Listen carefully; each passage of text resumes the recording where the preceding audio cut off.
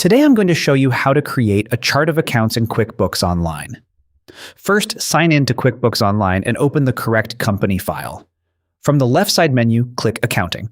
Then open the Chart of Accounts tab.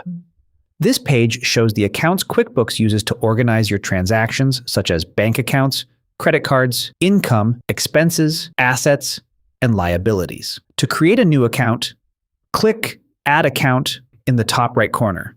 A setup window will open. First, enter the account name. Use a clear name, such as business checking, office supplies, sales income, or credit card. Next, choose the account type.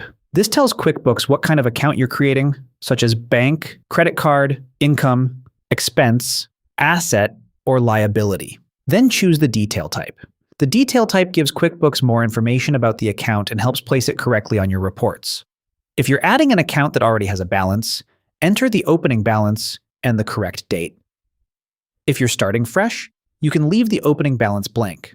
Review the account name, account type, detail type, and opening balance. Once everything looks correct, click Save. You can repeat these steps to add more accounts. A good starting point is to add your bank accounts, credit cards, income accounts, and main expense categories. Keep the names simple and avoid creating duplicate accounts. If you want to add multiple accounts at once, use the Import option. Click the drop-down or caret next to the Account button, then select Import. From there, upload an Excel file, CSV file, or connected Google Sheet.